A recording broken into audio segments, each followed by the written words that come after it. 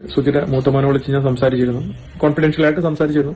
അവനവൻ്റെതായ വിഷമങ്ങളും ബുദ്ധിമുട്ടുകളൊക്കെ ഉണ്ട്. അപ്പൊ ഞാനിപ്പോൾ അത് സോഷ്യൽ മീഡിയ വഴി പറഞ്ഞിട്ട് ഞാനിപ്പോൾ അതൊരു വിവാദമാക്കാനോ അല്ലെങ്കിൽ അതിലൊരു മുതലെടുപ്പ് നടത്താനോ അല്ലെങ്കിൽ അതിലൊരു സിമ്പതി നേടാനോ അല്ലെങ്കിൽ ഒരു പക്ഷം പിടിക്കാനോ ഒന്നും എനിക്ക് താല്പര്യമില്ല. ഇപ്പം നിങ്ങൾ കേട്ട വോയിസ് എന്ന് പറയുന്നത് രേണു സുധിക്കും അതുപോലെ തന്നെ മക്കൾക്കും താമസിക്കാൻ വേണ്ടി വീട് വെച്ചു കൊടുത്ത ഒരു വ്യക്തിയാണ്. ആ ഒരു വ്യക്തി ഇപ്പോൾ ലേറ്റസ്റ്റ് ആയിട്ട് ലൈവ് ഒരു വീഡിയോ ഇട്ടിട്ടുണ്ടായിരുന്നു.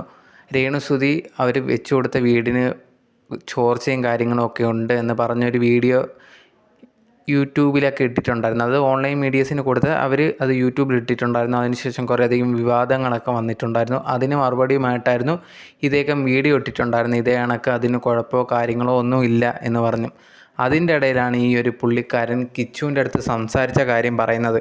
കിച്ചുവിൻ്റെ അടുത്ത് ഞാൻ സംസാരിച്ചിട്ടുണ്ടായിരുന്നു, അവന് കുറച്ചധികം വിഷമങ്ങളും കാര്യങ്ങളുമൊക്കെ ഉണ്ടായിരുന്നു എന്ന് ഈ ഒരു വ്യക്തി ഇപ്പം തൻ്റെ വീഡിയോ ഇട്ട് പറഞ്ഞേക്കുവാണ്. അതിനർത്ഥം ആ ഒരു വീട്ടിൽ താമസിക്കാൻ പറ്റാത്തതിനൊക്കെ കിച്ചുവിന് വിഷമമുണ്ട് എന്നുള്ളൊരു കാര്യമാണ്. അപ്പം രേണു സുധിയായിട്ട് വഴക്കാണോ, അതുകൊണ്ടാണോ അവിടെ താമസിക്കാത്തത് എന്നുള്ള കുറേയധികം ഡൗട്ടും കാര്യങ്ങളും ഒക്കെ എല്ലാവർക്കും ഉണ്ട്.